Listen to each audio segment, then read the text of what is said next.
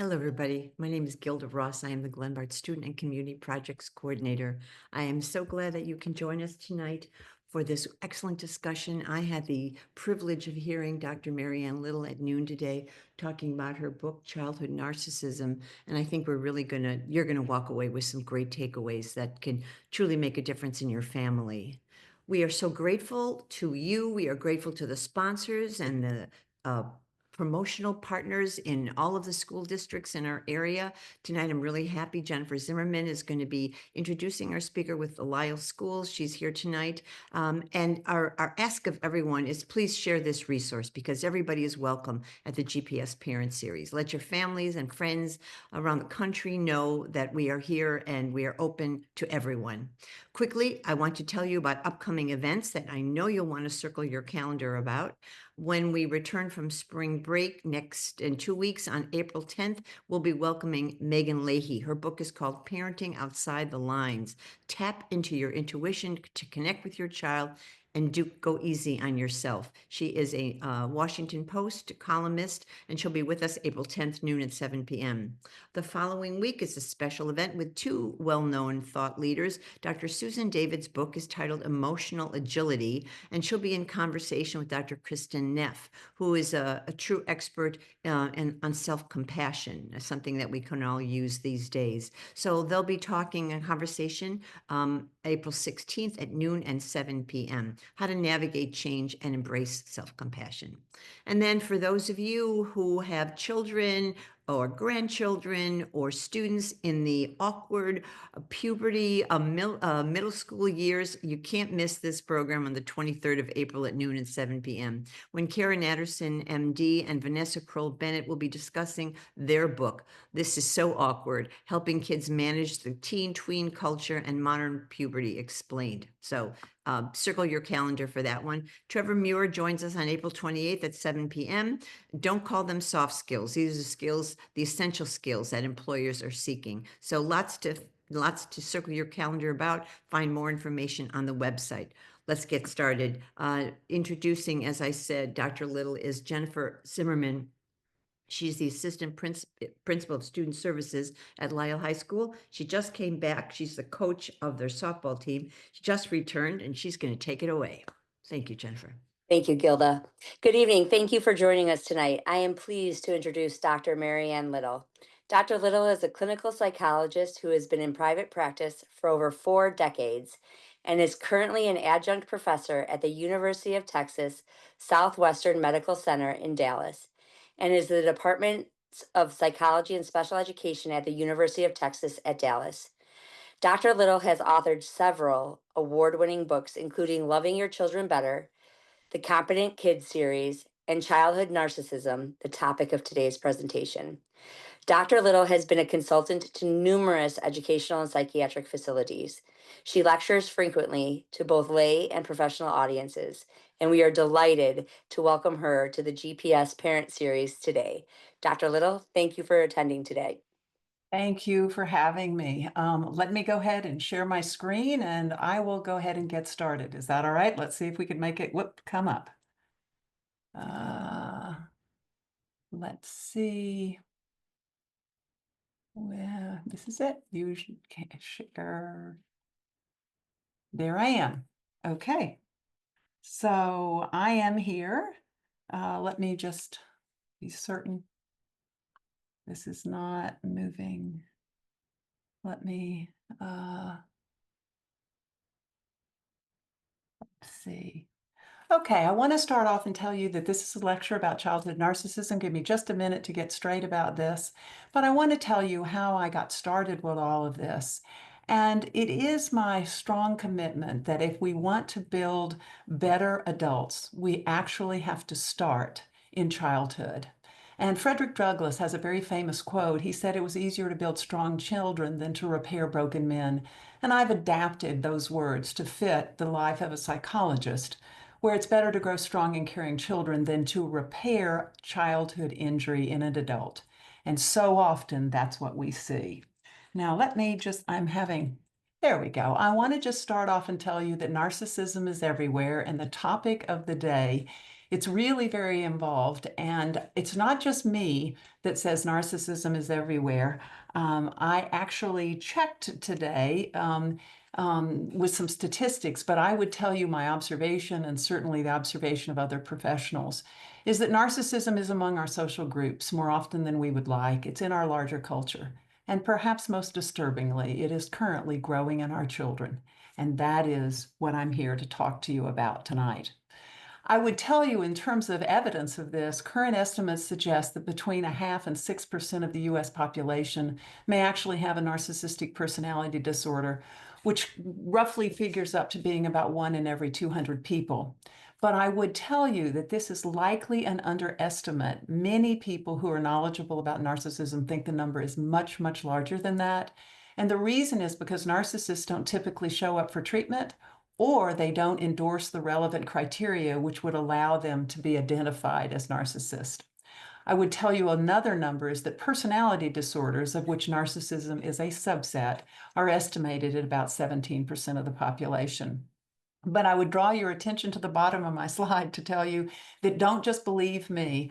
In 2022, Google search data showed that narcissist and gaslighting is actually a term of manipulation that's often employed by narcissists, were 2 of the 3 most searched terms in the United States. So that said, I think a lot of times people hear the word narcissism and they cringe. They go, "Oh, what a terrible thing." And what people don't really realize is that narcissism in its healthy form is an absolutely good thing. And in fact, even more than a good thing, it's a necessary thing. And I have the slide up to just sort of tell you that it has to do with strong self-liking. And we want people who like themselves, who respect themselves. Healthy narcissism accounts for the confidence that allows people to set and actually pursue goals. And it also is that wonderful sense of pride in accomplishment that we want young children and adults to have. The ability to admire others and to be admired is not pathological, it's healthy. And I would just basically tell you that healthy narcissism accounts for self-liking, pleasure, and optimism, and we have to have it. Now, I want to contrast healthy narcissism. I'll be talking about this a little bit more, but in a certain sense, I want to emphasize the fact that all children start out as narcissistic, and over time, life will tame narcissism. And if it's tamed, then you grow up as a healthy adult without the impediments of narcissism. But if it is not tamed, then you can move your way toward a pathological condition. So unhealthy narcissism, I don't know how many people are watching today, but there's hardly anyone out there that's involved in social media at all who isn't familiar with the term. And it is describing individuals who are at their core self-centered and self-absorbed. And this all about me culture is there because it is describing a narcissistic culture. Narcissism involves entitlement, and they believe that they're deserving of special treatment. And I would point out that they're often aggravated when they're not treated the way they feel they should be. Narcissists demand attention, they demand admiration, and they also demand recognition of their superiority because they honestly believe that they are better than others and are entitled to being treated as if they are. One of the core deficits is their lack of empathy, and many people who are involved with narcissists say, "How did he not understand what that did to me or how I felt about that?" But narcissists, if you will, are focused on their self, and they're really unaware of its impact on other people. Okay. So I want to tell you, I've given you a little insight into what's healthy narcissism and what's pathological narcissism, but I want to point out to you on this particular slide that it exists on a continuum with healthy narcissism on one end and narcissistic tendencies and traits, and then pathological narcissism. And what we know about children in particular is that we can see those developing narcissistic tendencies and traits before they are actually can be seen as a pathological narcissist as an adult. Now, I'm going to be talking a little bit about why it's hard to look at this, but I'm going to tell you, people often ask me when I lecture, can a child actually be a narcissist? And I want to explain that technically speaking, pathological narcissism cannot be diagnosed until the age of 18. But narcissism, and by that I mean the tendencies and traits, typically emerge well before that.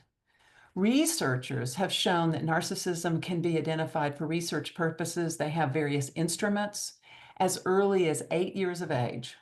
And there is still other research that is linking and identifying preschool behavior and then monitoring a persistence of it into later narcissism.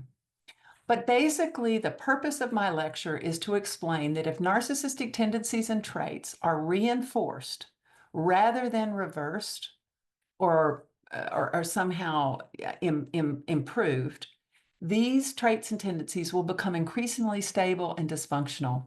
But the reason I wrote this book is to remind parents and teachers and professionals that it's never too late to curb narcissism. But the older you take it on, the more difficult the task. Now, I want to tell you all, I want to warn you right now, I'm going to get to some incredibly helpful tips. But right now, I'm just kind of give you the backdrop. And what I want to tell you is there are signs of narcissism in children, but it's a little bit complicated. And the reason it's complicated is because some skills should develop as the child matures, and other skills should fade out. And I'm going to go through a list of what those look like. The important skills that are developing and broadening with age are specifically empathy, which is becoming, it's not present in a young child. It is developing and then becoming increasingly sensitive. Cooperation, and that's not just the ability to cooperate with others, but it's to engage in lasting cooperative relationships. And over time, those get more complex. A realistic sense of self-esteem gets steadier and more differentiated, and children will show more mature coping strategies. Now, I would tell you those are the skills that are coming in, but the skills that are declining have to do with things that we're all happy to see fade. And those are emotional volatility in particular, self-centeredness, and entitlement, demands to get their own way, and angry responses to being corrected or criticized. Now, I would also tell you bullying behaviors should begin to fade out, blaming others should begin to fade out, and envy should begin to fade out, as should the extraordinary sense of excessive self-worth that is common to preschool children. I tell a cute story about one of my children that had just learned how to walk, and he was walking between blocks, if you will, in our living room. And I still remember he picked up a wand and waved it in the air. And he said, you know, it was as if he was the ruler of the universe. And at that point in his life, he was. But that extraordinary and strong sense of self-worth should decline. We don't want a 12-year-old who has the same idea about himself. All right. So you're going to say to me, well, this sounds kind of difficult to diagnose. And I'm here to tell you that it is difficult to diagnose, and I'm going to make it very simple. The reason is because there are structures inside the child that are predicting how development is going. And I am here to remind everybody who's worried about how their child might look or seem that it is often the unseen characteristics that are most predictive of emotional health. Those are the internal qualities, the unrecognized qualities, and unfortunately, many of them are qualities that are not necessarily valued in childhood. I draw your attention to a quote at the bottom of this, which is one of my favorites, which is, "What is essential is invisible to the eye." And in terms of healthy development, that is actually the case. Moving quickly, how do you account for that? People will say to me, "Dr. Little, what do you mean? What's going on that really predicts?" And I'm going to draw your attention to two of these, but the first one is structure one, which is a model of the self. This is just fancy psychological language for positive self-esteem, that you know who you are and what you're good at and what you're not so good at, and you like yourself when it's all said and done. The second structure has to do with an ability to regulate emotions. And children start off screaming and yelling when they don't get their way, and it will gradually improve till they put angry feelings into words, and those words will be disrespectful initially, and they will eventually become more respectful. And then they will actually be, a roll of the eye. And then they will eventually get to a mature ability to share their frustrations or disappointment with the people around them. But that trajectory takes time.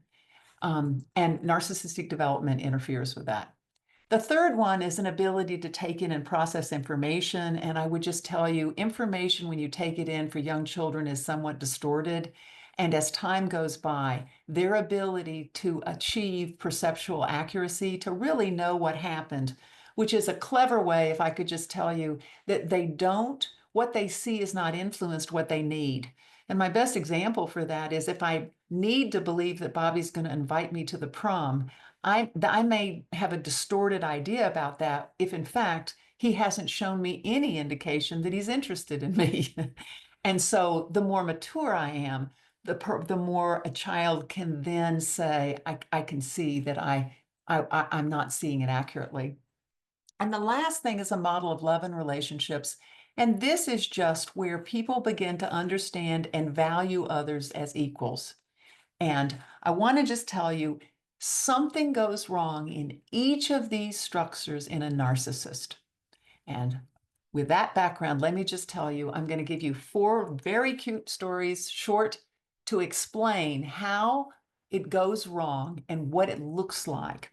And the first one I mentioned, a flawed model of the self, and it reminds me of a child that I treated many years ago. She came into my office. She was 32 years old. She had attended a very prestigious university. She had gone on to work in a corporation where she'd had meteoric success.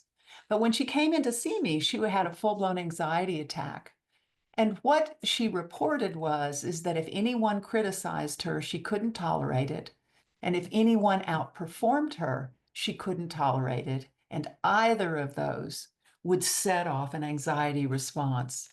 And over time, in therapy, she came to describe that situation as compare and despair. So if anyone looked better or performed better than she did, her sense of self was not stable enough to protect her, to sort of say, well, I'm pretty good at things, but so is Sylvia. and so that gets in the way.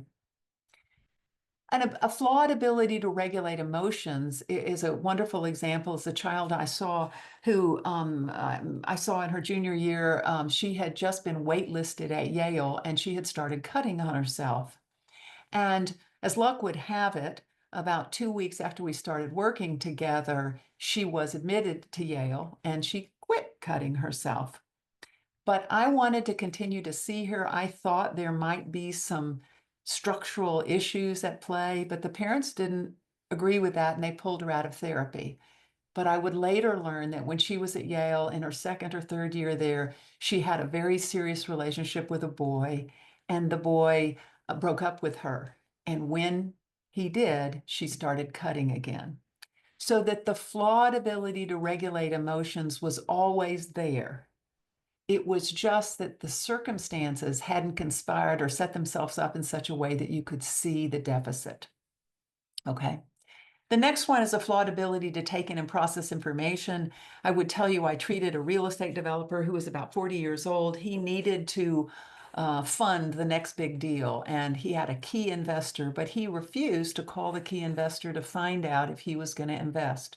What he told me was he was absolutely certain that he would invest. There was absolutely no way that he wouldn't. And of course, 18 months later, we would find out that the key investor chose not to invest. And this had been a distortion which had interfered with successful function, because had he known earlier, he would have been better able to prepare and find alternatives. And the last one is a flawed model of love and relationships. What comes to mind is a marital couple that I treated. He was a surgeon, a good one. And when I met him, he informed me that he was the smartest guy that he had ever met.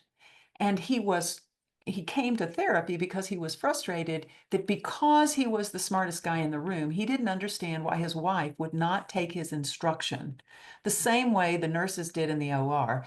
And if you think about it, in the OR, it's, scalpel, scalpel, sponge, sponge. His wife didn't take to it in quite the same way. And obviously, this kind of relationship is flawed because it involves what I refer to as a one-up, one-down relationship, where the narcissist needs to be attended to by the lesser one, and they want their point of view to win the day in every case. All right, so that's what's wrong with narcissism. Let's talk about what another reason it's hard to do. I'll take just a minute to tell you that many people think, actually, a cute story is I've had two people talking, and I've heard them say, well, I think my mother is a narcissist. And the other one says, well, I think my uncle is.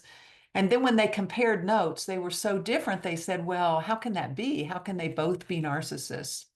And what I'm trying to tell you is, if you looked at what I described about structure, all the narcissists are the same in terms of the internal structure. They just have a different external presentation. So quickly, I'm going to tell you the high achieving narcissist is the one I was describing about the girl with compare and despair. They need to win, and they need to win all the time. And if they don't win, then they're disrupted and they can't fully function. The non-achieving narcissist basically underachieves. And many people think that they actually don't want to achieve. These are the kids who will say things like, oh, I don't care about that. That's dumb. That's just for the nerds. I'd rather go, drink a beer on Friday night, sneak a beer or whatever, and I don't care about that. But often what has happened is that these are children who, in fact, wanted to achieve, and for whatever reason were not able to, and they coped. We're still narcissistic, but they cope through avoidance. I don't care, or I won't try. The bully narcissist, we all know the bully narcissist. Those are people who pick out someone in a crowd and they shame them and belittle them and tease them. And it is an aggressive action, and they are difficult. I would make a small comment to just tell you the bully narcissists are different in the current generation than perhaps in mine. And I would just tell you, some of the bullies in my time were not well regarded by other students or faculty or school. But some of the bully narcissists today are the captain of the football team, or they're actually the queen bee. I mean, she may be the homecoming queen, or she may be the lead cheerleader. The daredevil narcissist is one who actually just runs wild. And as in elementary school, they may ride their bike too fast down the street. In high school, they may have unprotected sex. They seem to not have any regard for the potential negative consequences of their wild behavior. The manipulative narcissist is very similar to the bully narcissist. Those are people that actually exercise power.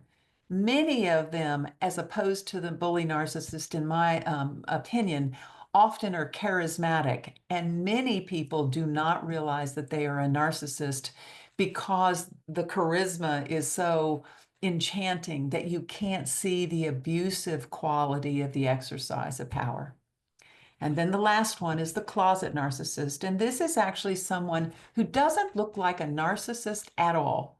But what they do is they befriend a narcissist, and they derive status from being their right-hand man, their sidekick, if you will.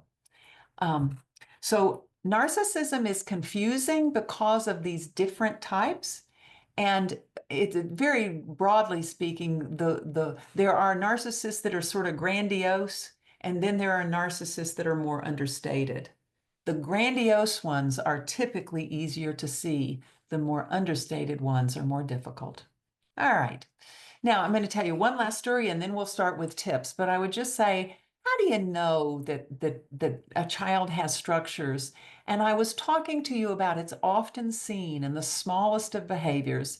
And if you're a parent listening to my lecture tonight, I want to say, have hope, because many of the things that are unrecognized, which are just small measures of internal character, are the things that will actually predict success for your child as they grow and mature.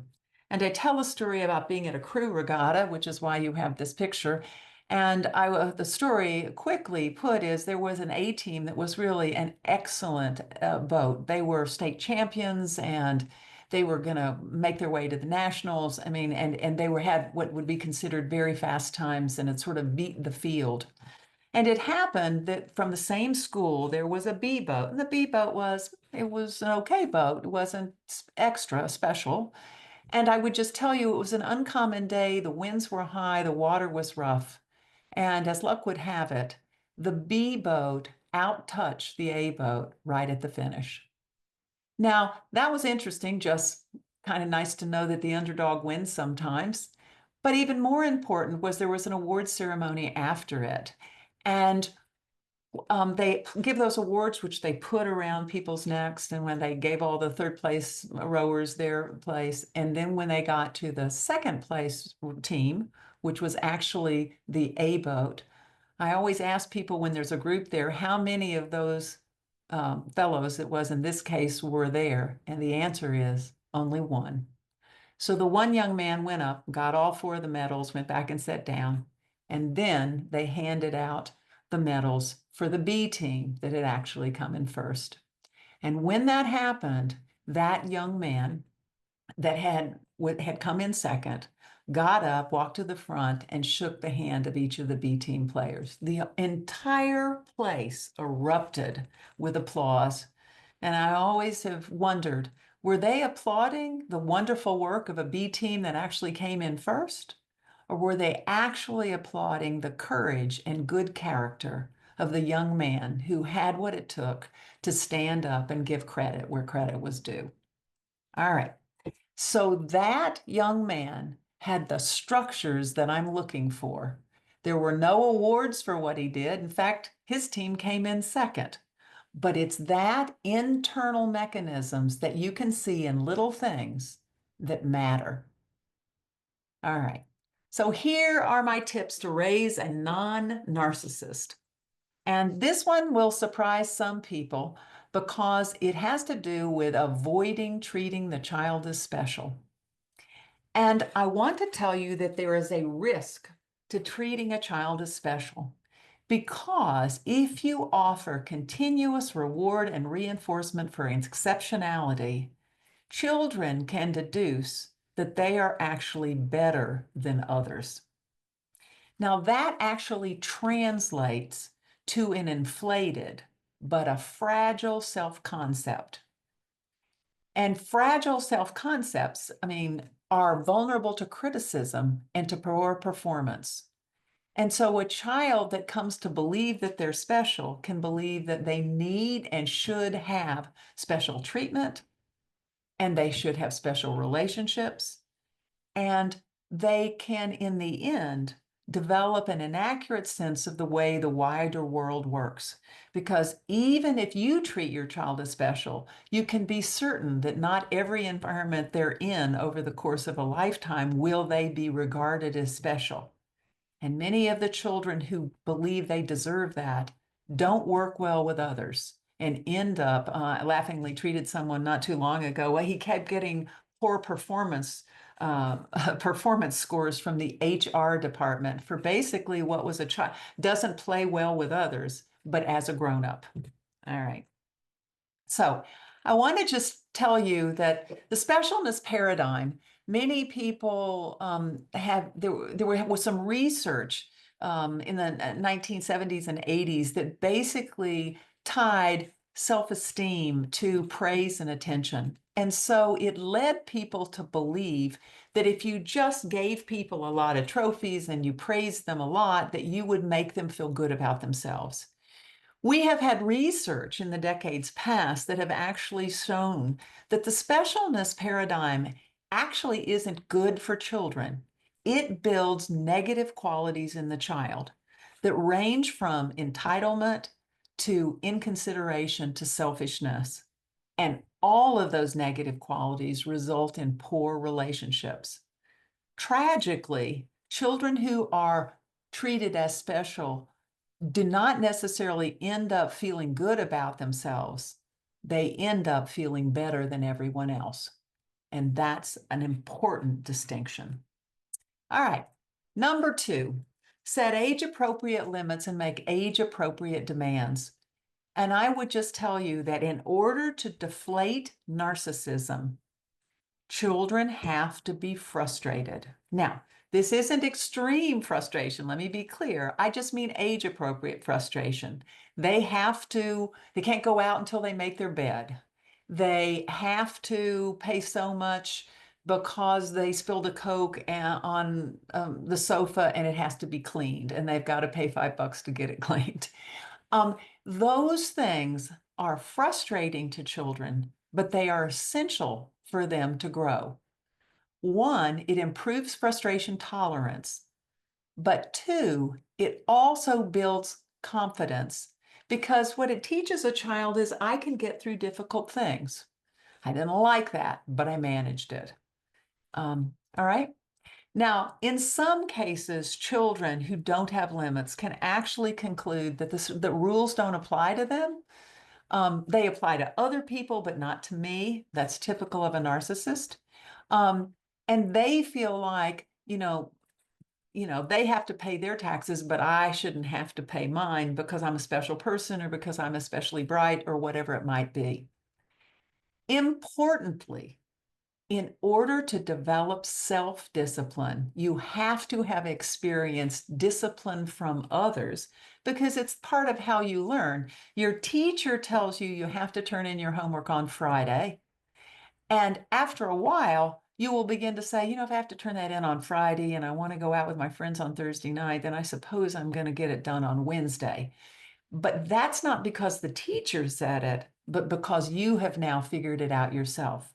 But you didn't get there out of nowhere. You got there basically way back in 1st and 2nd grade when you had to have your folders signed and turn things in on certain times. All right.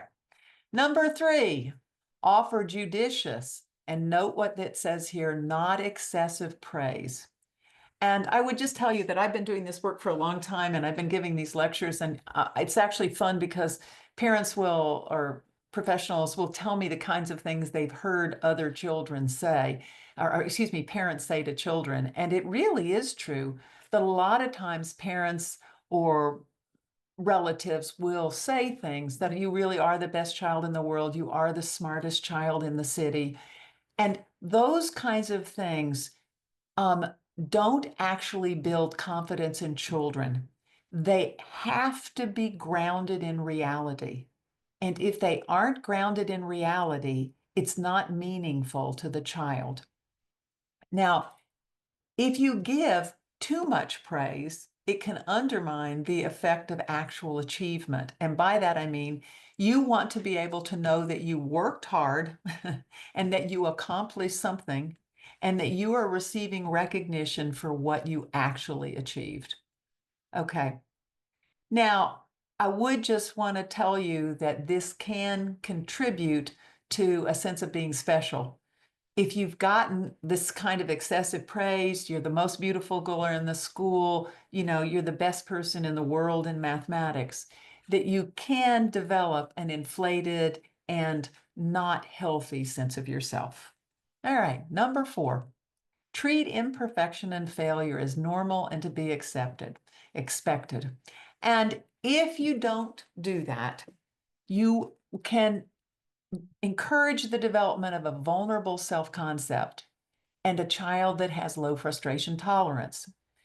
But what you want to be doing instead is to help children understand their imperfections and their failures in a way that is not catastrophically terrible, but rather, you studied really hard, and as hard as you study, you didn't do what you wanted. What does that tell us? What do you think you can do about that? And so children begin to have a sense of agency, that the world doesn't end because it didn't go as they expected, and that they can bounce back with hard work or with insight.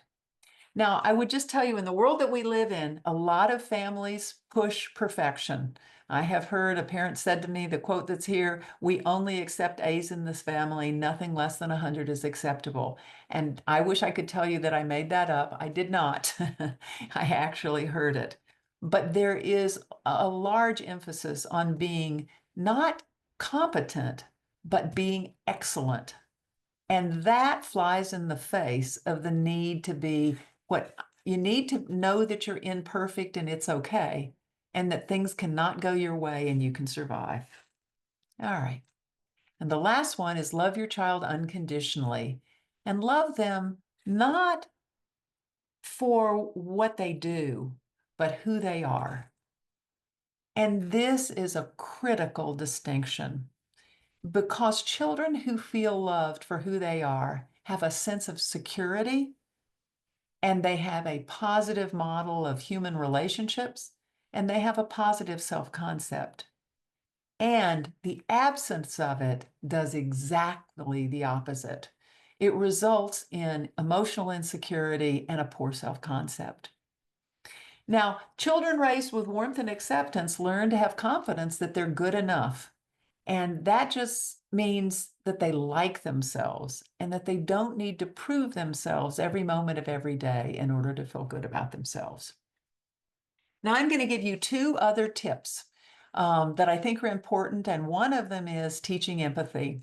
And I would tell you, I mentioned this morning in the lecture that I actually did a postdoctoral fellowship with Jean Piaget and Barbel Inhelder in Geneva, Switzerland. And Piaget was very famous for his work with children. And I want to describe, if I can, he actually had a model of the Alps. And if you can imagine that there's a table, it's a square, and he has a model in the center of it, and he put 4 chairs, one on each side, and he had a child sit in, let's say, seat 1.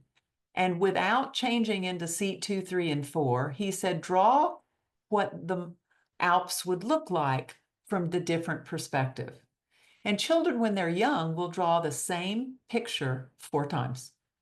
And as they mature and their brain actually is being myelinated, they will begin to able to draw 4 different pictures, so that they understand that the peak is on your right in one position and the peak is on your left in another position.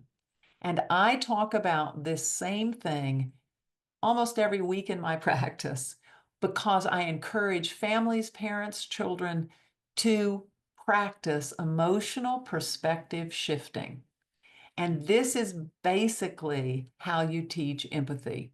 So whenever you see a child who's watching somebody be teased at school, in the lunchroom told that they're too fat, you want to talk to other children, I mean, if it's appropriate, about what must it feel like to have had that experience.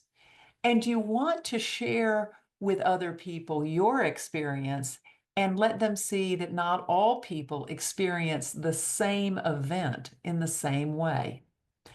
And all of that is refining empathy, so that it's not just how I see it, which is what the narcissist sees, but it's I have a view and you have a view, and yet someone else has still yet another view. The research on empathy is just remarkable. I would just tell you, people who have empathy tend to be able to feel for others. They are kinder, more sensitive individuals.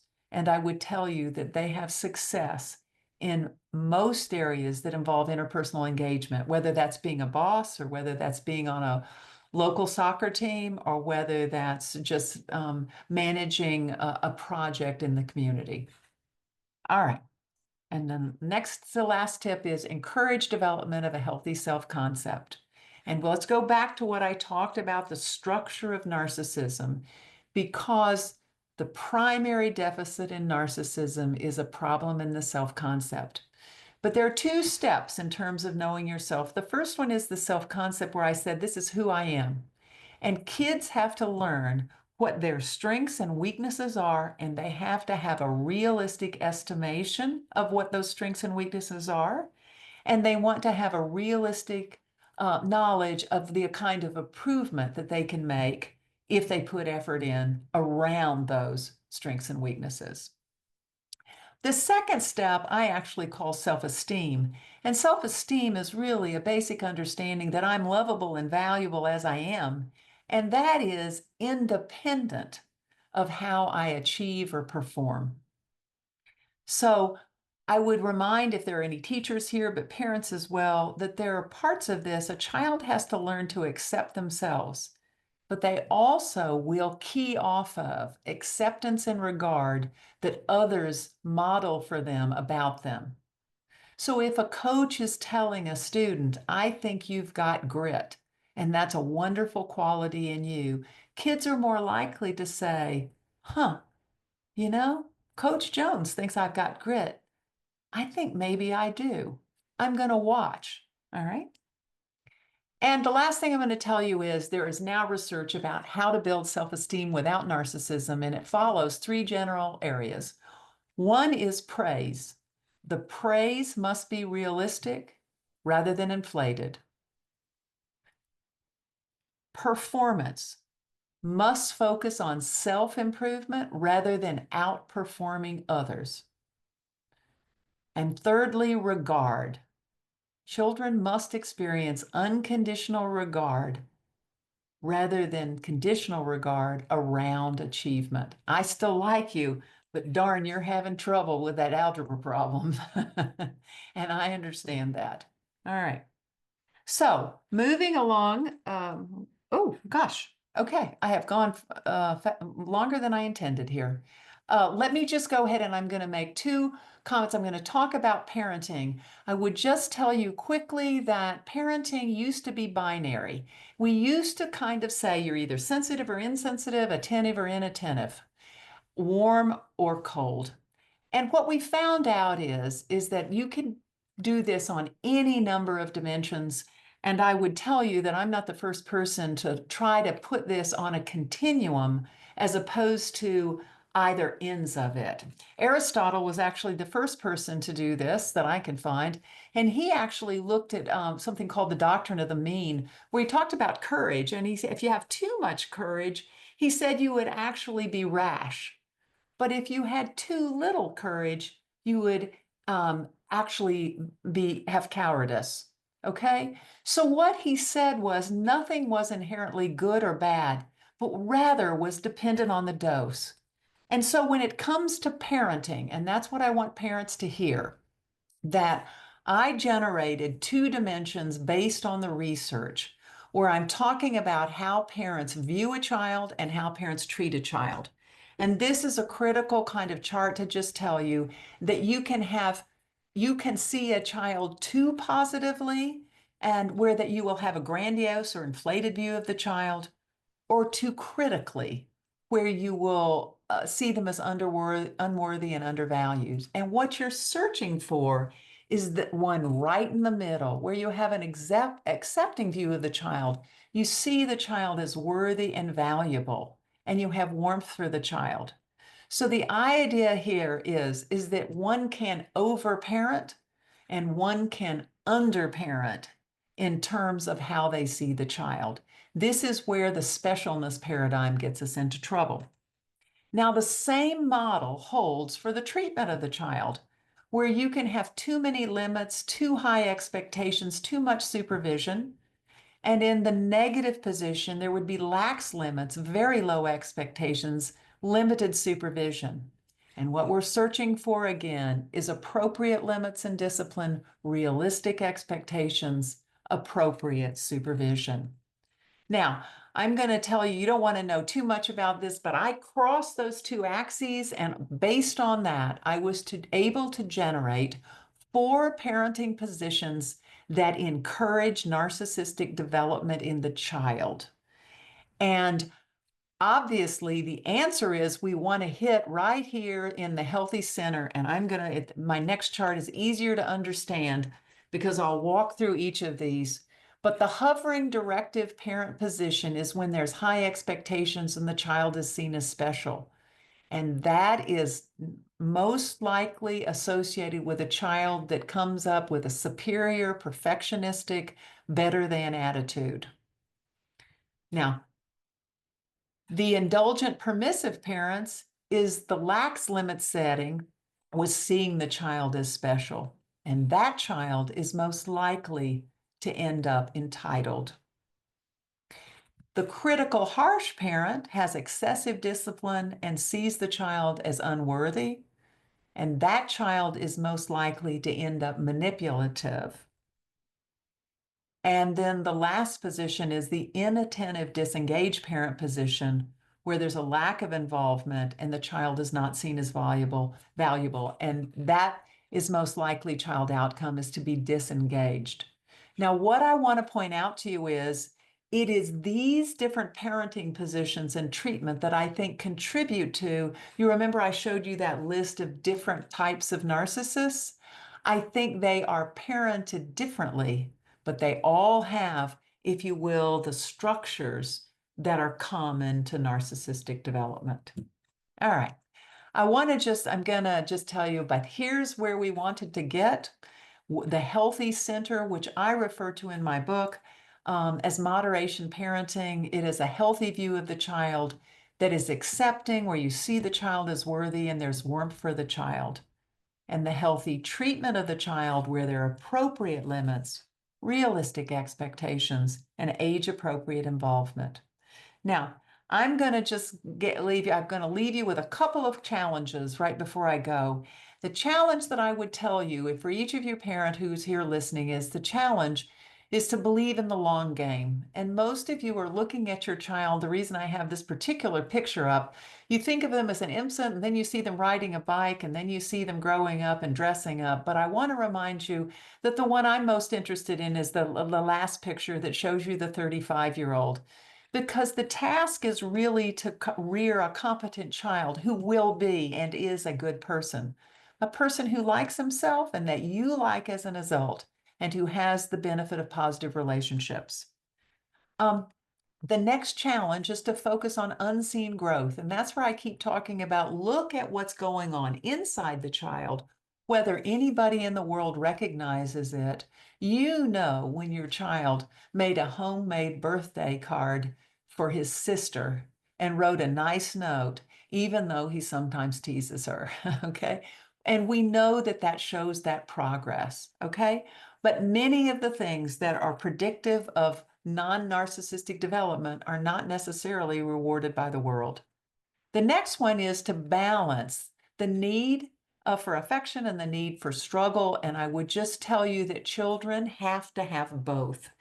And if there's anything that you can learn from narcissism, the child has to be adequately nurtured, and then the child must have enough struggle and enough frustration to defeat narcissism and build a positive self-concept. All right. And I would just tell you, my joke at my end of my lecture is basically this. When I wrote this book, my husband came to me at one point and near the end, and he said, honey, I want you to know, but I think your book is going to be a flop. And I said, you do? And he said, think about it. He said, you are promoting less in a world that values more. You are focused on competence in a world that values excellence. You are interested in ordinary, and by that I mean you're human, like everyone else, versus special. And you're focused on character and not observable performance.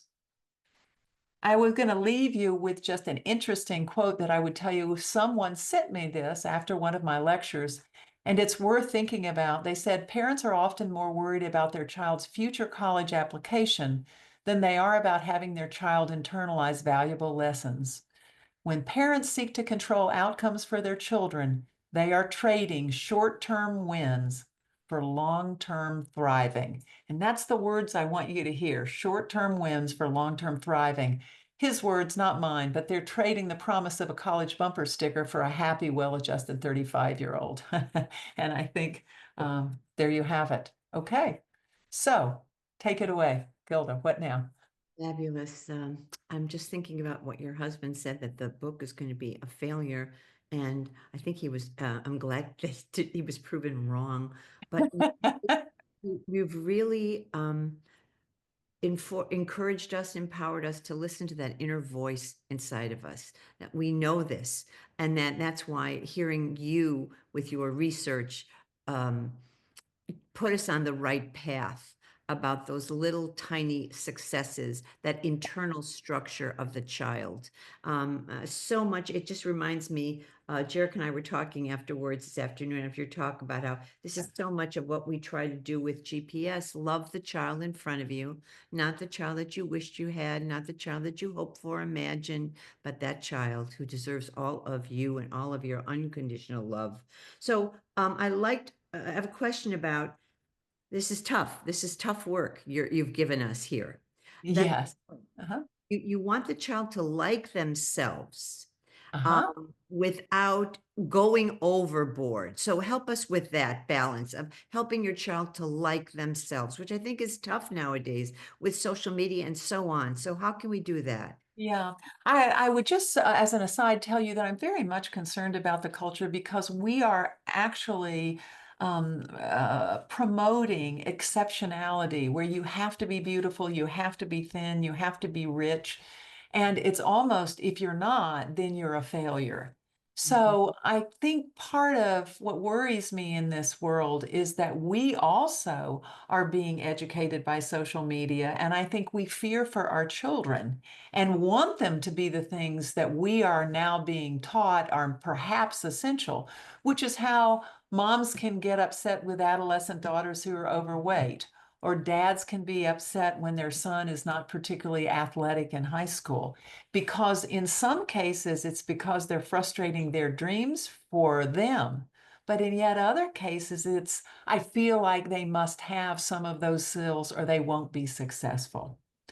And so, in a certain way, what I'm asking you is parents have to have confidence in themselves and in the belief that the internal good, positive human qualities are what matter. And I would remind you that if you end up with that 35-year-old that you really want, you will know that the things you worried about along the way were not as important as you thought. So along that line, it just seems there's this tendency for many of us to be over involved in our child's lives as a result of giving them that advantage. So how can we deal with that ourselves? Yes, and I think what you have to really understand is that if you give them that advantage, it will result in a short-term win, but you may have handicapped them at exactly the same time because they may have gotten an A on the spelling test, but they may not have learned or taught themselves the strategies that they actually need to develop in order to have good study skills in other subjects later on. You're But reminded, that's hard to do. yeah, I mean, that's very hard to do. That's um, very, I would tell you a story about myself. I just remember at one point when one of my children was, thought they'd prepared for a test, and I asked me to quiz him, and it was clear he knew nothing. But I kind of said, well, how do you think you're doing? And he said, I think I've got it. And I thought, well, I bit my lip and said, oh, well, okay, give it a shot. And I was a little bit horrified. I thought, oh God, the teacher's going to think that I'm not helping at all at home or that I'm not providing structure. And I just thought it has to be. And what I would tell you is he took a few tests and he followed his own instincts, at which point he later came back to me. But it was a while where I was anxious for a long time. And he came back to me and he said, I thought I knew this stuff and I didn't do very well. I think I can't trust what I think. I have to do more. And I was like, oh, thank God. But you just never know how long it will take for a child to reach those insights. But that's worth everything. You're smiling. What do you? I am, because I'm thinking what you said before. You talked about walking alongside the discomfort with calm. And I was thinking, and you're also talking about how our children need to get comfortable with being uncomfortable, and certainly we have to get comfortable with being uncomfortable as well. That's right. And I think in the world that we live in, I think there is more insecurity. I mean, I think culturally, generally, and I think all of us are security seeking. And I think we are all sort of encouraged to do it in ways that aren't necessarily good for us, and certainly in ways that aren't necessarily good for our kids. If our kids are, suffering socially, it's tempting to try to invite the entire grade and have a bowling party for the whole grade. Because we know that children will respond to that. But we haven't necessarily helped our child develop the social skills they need to actually make some of those connections on their own. So a little bit of encouragement is good, but now we're back to moderation. Too much will get in the way, and too little will also get in the way. It reminds me of one of our former speakers who talked about when we're fixing it, it becomes our success, and we deny them that success. And I thought that was I absolutely love that. And I think somehow parents have to find a way to keep their heart out of it. And that is difficult to do because we love our children, probably more than life itself. And it is hard to let them struggle and hard to let them suffer. And that balance between letting them suffer and enough, but not too much. very tough, very Yeah. tough. You talked about bullying, and you talked about how it's different now.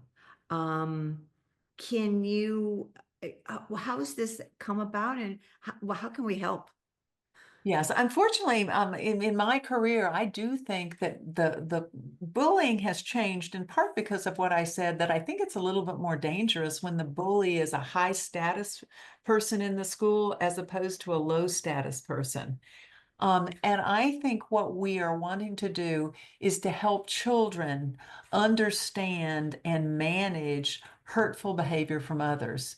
And I think in the case of bullying, there's a lot of work and research around the fact that no one child can stand up against a bully. Children can stand up as a group, and schools have programs around bullying that are built around that general idea. Because if an individual child stands up against that a child, that they are likely to be ridiculed themselves. And I recollect a story where I was dealing with a child that was actually being bullied. It was a precociously bright child, fifth grade. And when I said, "Well, did you think you could have said something?" And he said, "Dr. Little, what did you want? One dead dog or two?" And he had an instinct that he knew just how dangerous it was to cross a bully. Mm.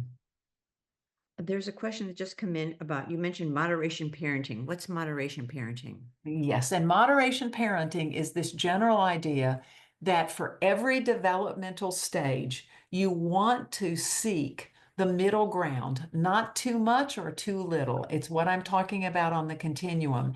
And that needs to be undertaken primarily in terms of the view of the child and the treatment of the child.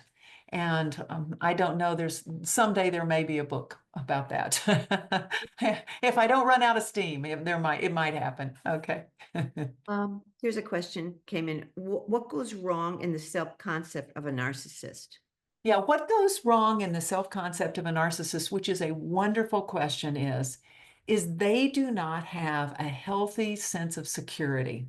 And I sometimes conceptualize it with my graduate students. It's like it's a bucket, where if you're healthy, you have a bucket that holds all the things that happen. But a narcissist has a self-concept with a hole in it. So every time an award comes in, it goes in, but then it falls out the bottom. Whereas, if you will, if you come up with a conclusion that you're a smart person, if you get a bad grade on a test, it doesn't make you think you're not smart. But for a narcissist, if they don't get all A's, that's the reason you can't tolerate it, because you have to have all A's, a continuous supply of them in order to feel good about yourself.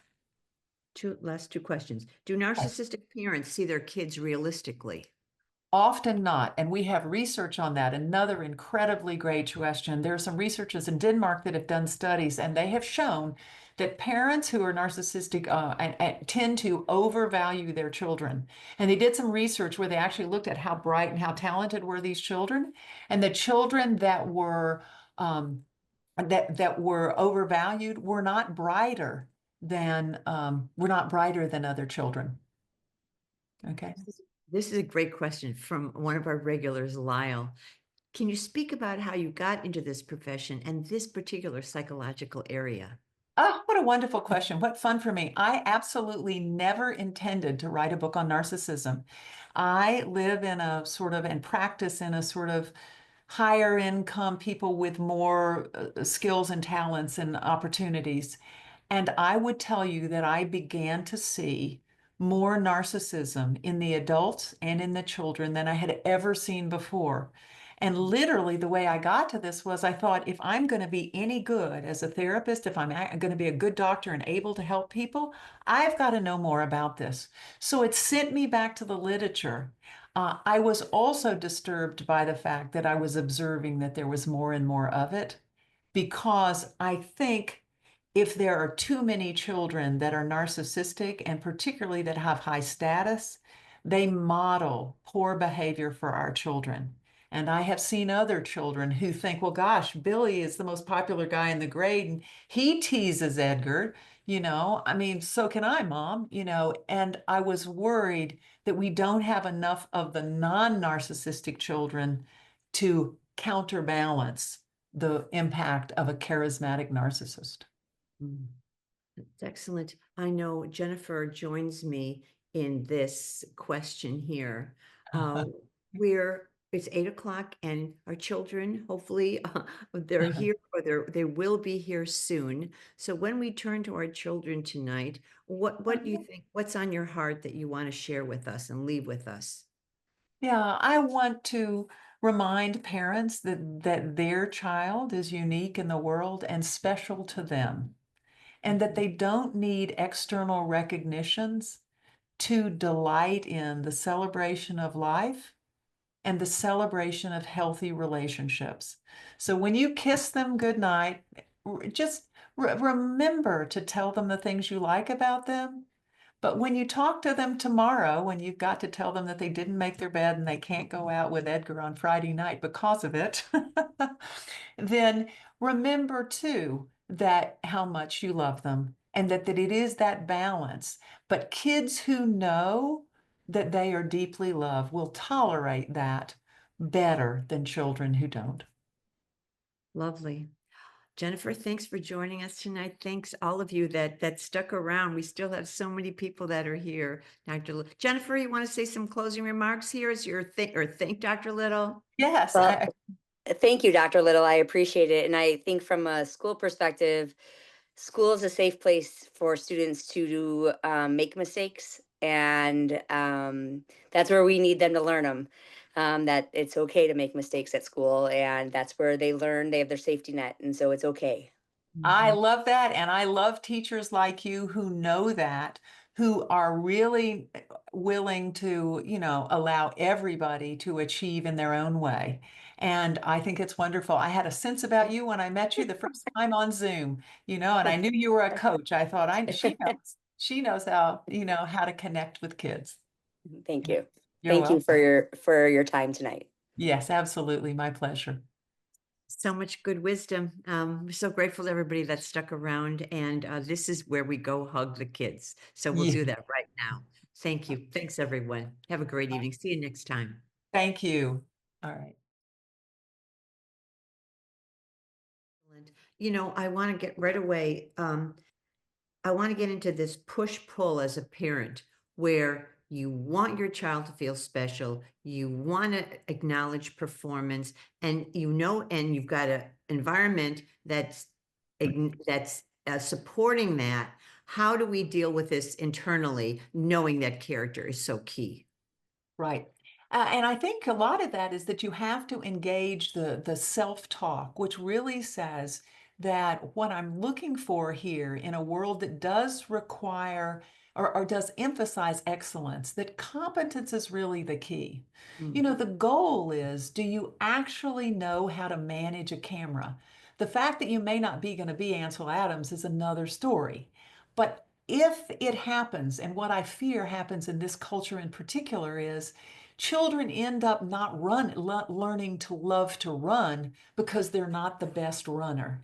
And we are not doing our children any service when we communicate that to them. So with the best of intentions, we may go awry. That's Um, exactly true, always. you talk so much about the relationship being key. Talk about that. Yes. So what I would tell you is that it turns out that the quality of the working relationship between parent and child is probably the most or the best predictor of outcome in the child, provided you mediate it with some frustration and limit setting. Mm, But mm. in this particular world where we're pushing children, it is sometimes hard to maintain relationships and to communicate to them that they're loved as they are, even though they haven't achieved in a certain kind of way. Um, I will tell you that it almost killed me, and I don't anyone think I have perfect children. I don't, but I remember at one point when one of my sons came home, and he had done just terribly poorly on something, and I sort of had watched him answer the questions and knew it was going to have that outcome, and I just let it stand so that he could see what happened, and he tried it again his own way. And after the second time, he said, Mom, as if I'd never been there, he said, Mom, last time I thought I knew this, and turns out I didn't. And he said, I'm not even sure you care about this, but I do.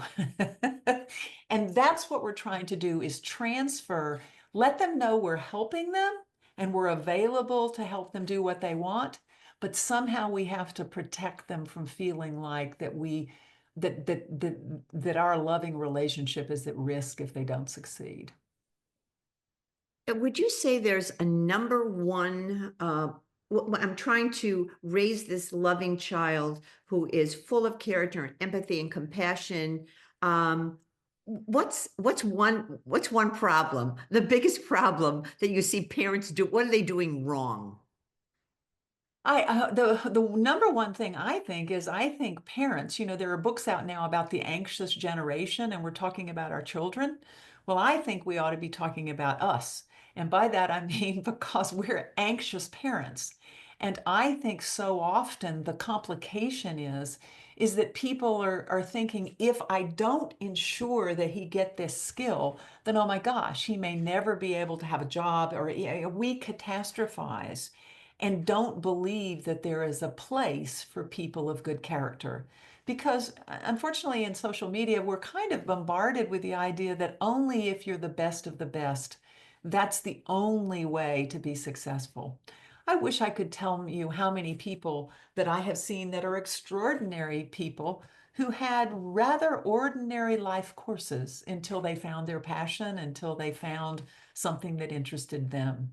And in a certain way, I think it means we need more confidence in them, but it also means we need more forgiveness for us so that we try hard, but we can't ensure outcomes. There's a great question here in the chat. Is a child more likely to be narcissistic if one of the parents is? Yes, we do have an indication that children who have narcissistic parents are actually more likely to become narcissistic themselves. And we have some fascinating research that's actually coming out of Denmark that's actually showing that overvaluing a child, the thing I was presenting, is correlated with narcissistic tendencies and traits emerging in children. And I would tell you, in keeping with my research and my modeling, I would also tell you that they went back in to find out these parents that overvalued their children, were they actually smarter than other children? Were they actually better than other children? And they gave them IQ measures, et cetera, and they weren't. So that the parent who thought they had the special child didn't necessarily have a more special child than the one who thought they had not a wonderful child, but I mean excessively overvalued. Okay. I know you talked about this, but I'm going to ask you again. What does healthy parenting look like?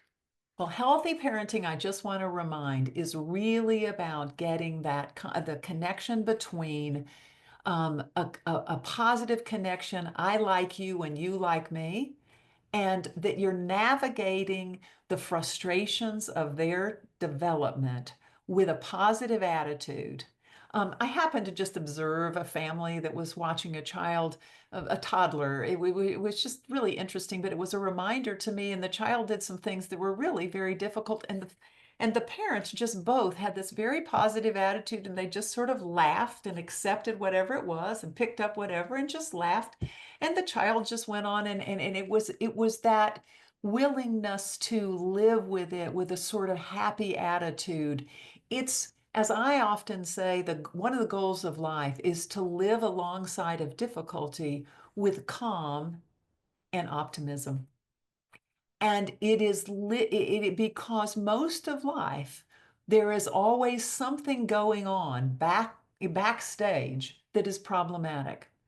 And if you have to have everything practically perfect in order to feel good about yourself or feel good about your parenting or feel good about your children, then unfortunately happiness is too far out.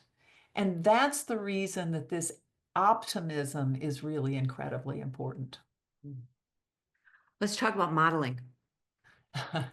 Well, I do think that if you want children to value internal measures, both for themselves and for others, you have to value them in yourself. And that means that parents have to say, I have a good heart, but I didn't necessarily get a raise at the job today. I'm a good friend, and Mary Beth will tell you that, but I'm not so good at cooking dinner, especially, so that there's, if you just, burned up the tacos, it's something to embrace as part of failure, and that you too fail, just like kids fail. Here's a question from a staff person. How do I deal with a narcissistic child in my classroom? That's a wonderful question. And one of the things you want to do is you want to try and limit their extravagant, if their behavior is inappropriate for the classroom, then you're going to have to use your traditional separation or timeout kinds of procedures that you do. And what you want to do is treat their accomplishments appropriately, knowing full well that they will be angry at you for not embracing them as special. I have all kinds of teachers who've said things to me. Some of these kids have said to me, if you don't give me a good grade on this, I'm going to tell my dad, my dad's rich. And I have to say, as a teacher, that would throw me. and and so I think sometimes when I'm talking about internal rewards, sometimes you're going to have to say, I know I handled Billy in the best way for Billy. Billy doesn't know it, and Billy's parents may not know it, but you need to be able to say, I know it. And hopefully you can turn to your colleagues and your administrators who are saying, yes, you did do a good job. You gave them the right grade, not based on what they demanded, but what they actually deserved. Is there a parenting style that seems to encourage narcissistic behavior? I think the two that I see the most often are the hovering directive, which some might call the tiger mom perspective. And the other one is the indulgent permissive one. And I don't know if it is a sign of the times, but I think there was a time generationally where people were concerned that I didn't give enough attention and enough affection for my parents, so that there's a bit of a boomerang where it's a tendency to go the other way, to say I've got to give them a lot, if not they'll feel like I feel. I want to remind everyone, I mean, I remind myself, that how it was for us is not necessarily how it is for them. And so that you have to kind of be true to your own values, that learning to live with less is good for kids, and learning to live, with ordinary is good for kids. But it's not going to be, narcissists are known for not liking anything that even smacks of criticism. And typically, narcissists will pay you back for that. Hmm. Can you answer this question that just came in the chat? How are Yeah. Divergent children different when it comes to narcissistic traits? Oh, neurodivergent children is what you said. Yes, I would just tell you that, well, that's interesting because neurodivergent children can show all kinds of signs. They can show signs of ADHD. They can show signs of, sort of autism or maybe even Asperger's. And so they can show signs of narcissism as well. And the way that makes sense to me is that there are some, the sensory and processing issues are such that they are prone to dysregulation and they are prone to not seeing themselves realistically. So that neurodivergent children, I mean, the skills we're talking about in narcissism are immaturities. And so many of the same immaturities are present in neurodivergent children.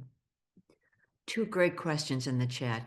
Can a kind and empathetic child turn into a narcissist in the teen years? Um, well, that's a wonderful question. And I would just tell you, a kind and empathetic child, if they actually have the internal structure, can show narcissistic tendencies and traits in the adolescent years. But if the structure is set, it will not persist. And that could be, and often is, because many adolescents are pretty obnoxious and can be quite difficult. And that the emergence of those tendencies or traits does not necessarily mean that they will become one. They need to be reminded, which they won't like, of that sometimes the things they do or say might have hurtful implications for other people. But I would have confidence that if the core is good, that it will predict and they will not spin into a narcissist later on. Wonderful. Agree on the backfiring of specialness paradigm and overpraising. I wonder if or how a child is affected by watching other kids receive that type of attention that they're not getting from parents. Will there be a negative effect to their self-esteem or their relationship with their parents? What a fabulous question. And I think the answer to that is in being able as grow up to explain to them that you are acting in keeping with your values. And while they may say, you can say, they do that in other families, but we don't do that in our family. And there will come a time when they're 35 when they will come back in and say, I get it, that you were true to your values. I think you can empathize with kids over the fact that Bobby just was given, I don't know, a brand new bicycle or a car when he was 16 because he made straight A's. And you're sort of saying, well, at our house, you get $5 and we take you out to your favorite dinner. It's just different. And that is part of the frustration of living in what I call more of a narcissistic based world. There's a question here about bullying. What do you want to tell us about bullying? Bullying is a very complicated issue, and actually, no one is actually strong enough. And by that I mean not an individual child is not strong enough to defeat a pattern of bullying. And the bullying programs that they put in schools are the ones that are wonderful because they encourage children to come together in groups to stand up to the bully, because if an individual does, they will then become the next victim of the bully. But I do think that bullying is, in my clinical experience, is on the rise. And I think it is more accepted than it was when I was a young psychologist. And by that, I mean in the peer group. So I do think that schools want to absolutely be on the lookout for that with teacher training and those kinds of things. And also in helping children deal with it if you happen to be the victim of it. Mm. Can parents be too involved with their children, and how does that undermine their development or Yeah, even teenage? yeah, I think that's a good question because what it's telling us is that parents can overdo it.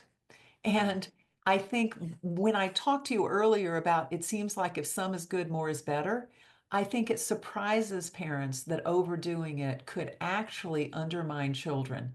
But if you think about it in an effort to be sure that your children achieve, if you help organize their schoolwork and they don't learn how to organize for themselves, they will, in the short term, look good, but in the long term, they will pay a price. And it is that kind of over-involvement that actually undermines healthy development in really important ways.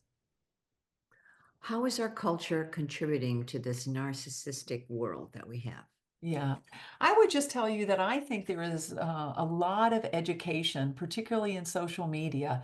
It's hard not to be all about me when people are posting things on Facebook and Instagram and they're getting likes, and you have more likes and I don't have any likes. And it's hard not to be self-focused when there's so much emphasis there. So that's number one. But number two, I think it's indirectly telling you that there are values that I'm not sure that parents necessarily agree with. And often those values are in the extreme, like be beautiful.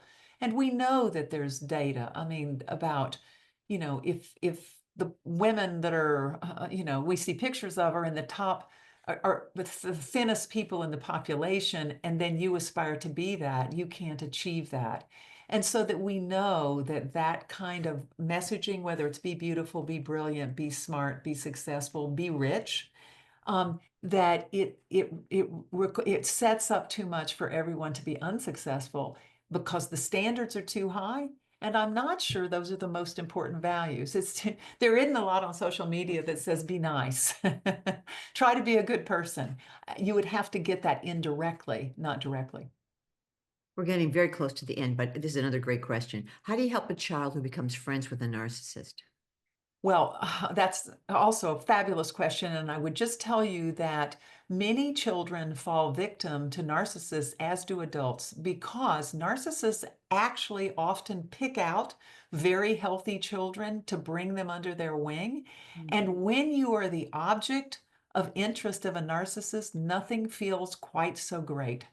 And I have treated numerous people who ended up in married narcissists and were in it until the narcissist captured them. And then the narcissist didn't treat them that way anymore. And they weren't very happy being married to them.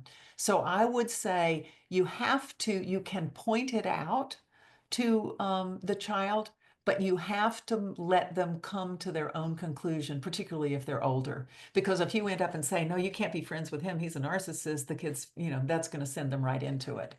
Mom, you don't understand him. We were so grateful you wrote this book and that you came to GPS today. Here's the final question. Okay. Because of this is your life's work, and we're again so grateful. You are in the Sears Tower, the Willis Tower, and you just cannot help yourself. You see a parent and a child, and you cannot help yourself. You want to impart some knowledge on this ride from the ground floor to the top floor. What do you want to say to that parent? Well, I'll tell you one of the things I do, which is a wonderful question, is if I see somebody who's frustrated with a difficult child, people don't know who I am. I mean, and I take it upon myself every time when I see somebody struggling with a child, and I say, my kids were like that when they were little, and they turned out just swell. And I think encouraging parents to know that there are difficult parts of parenting is part of being a good community.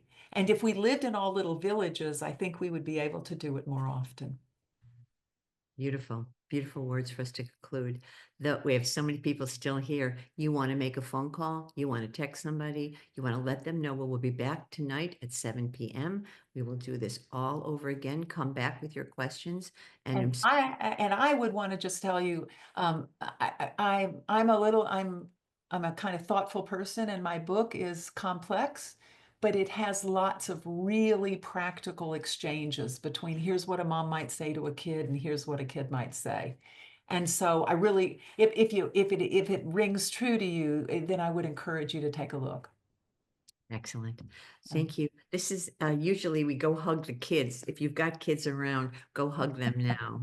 Dr. Little, thank you so much. Thank you everyone for the gift of your time. We'll see you soon. Take care. Thank you.